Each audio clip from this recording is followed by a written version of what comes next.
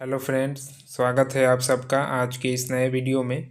तो आज के वीडियो में बात करने वाले हैं MJC, MIC, MDC third philosophy syllabus के बारे में।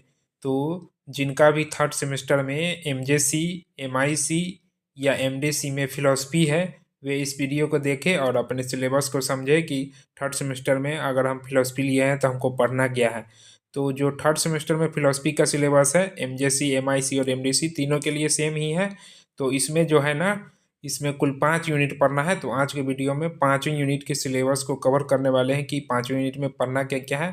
तो चलिए सभी यूनिट को एक एक करके देखते हैं कि क्या क्या पढ़ना है थर्ड सेमेस्टर में फिलोसफी में। ठीक है, तो यूनिट 1 से शुरू करते हैं। तो यूनिट 1 में है पहला, भारतीय दर्शन की प्रमुख विशेषता। तो पहला पढ़ना है भारतीय दर्शन की प्रमुख विशेषता के बारे में यूनिट 1 में। उसके अलावा 2 नंबर में है आस्तिक और नास्तिक दर्शन के बारे में।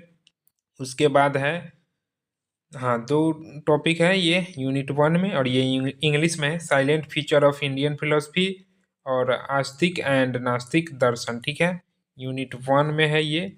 अब यूनिट 2 की बात करें तो यूनिट 2 में आपको क्या पढ़ना है। यूनिट 2 में है चार्वाक ज्ञान मीमांसा के बारे में पढ़ना है और नैतिकता के बारे में पढ़ना है। ठीक है, उसके बाद है बुद्ध दर्शन। बुद्ध दर्शन में आपको पढ़ना है 4 आर्य सत्य के बारे में। उसके बाद तीसरा है जैन दर्शन, जिसमें आपको पढ़ना है जीव के बारे में, बंधन और मोक्ष के बारे में। तो यूनिट 2 में भी कितना पढ़ना है, 3 टॉपिक पढ़ना है और यूनिट 1 में कुल 2 टॉपिक पढ़ना था। यूनिट 1 में 2 टॉपिक है और यूनिट 2 में जो आपका 3 टॉपिक है। तो जिनका इंग्लिश में होगा वे इंग्लिश में भी देख लेंगे, नीचे में इंग्लिश में लिखा हुआ है चार्वाक इपिस्टेमोलॉजी। उसके बाद ये सब होगा, इंग्लिश में देख लीजिएगा।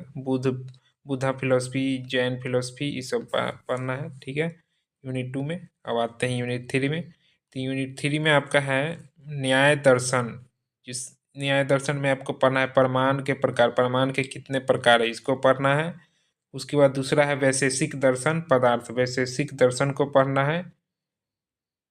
न्याय फिलोसफी, न्याय को इसमें न्याय ही लिखा गया है। न्याय फिलोसफी, फिलोसफी यानी न्याय दर्शन। टाइप्स ऑफ प्रमाण्स, तो प्रमाण को पढ़ना है। उसके बाद वैशेषिक दर्शन पढ़ना है, जिस वैशेषिक दर्शन पदार्थ पढ़ना है। ठीक है, तो यूनिट 3 में इतना पढ़ना है, 2 टॉपिक। अब यूनिट 4 की बात करें तो यूनिट 4 में है सांख्य दर्शन, जिसके अंतर्गत क्या पढ़ना है, पुरुष और प्रकृति के बारे में। उसके बाद योग दर्शन, अष्टांगिक मार्ग। ठीक है, योग दर्शन और अष्टांगिक मार्ग को पढ़ना है।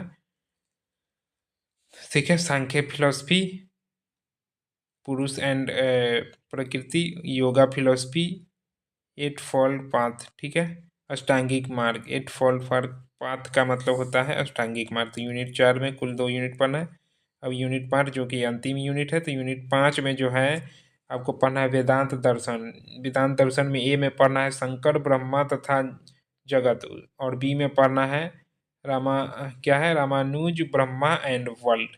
तो कुल 5 यूनिट पढ़ना है। तो आप लोग समझ गए कि क्या पढ़ना है थर्ड सेमेस्टर में फिलोसफी में।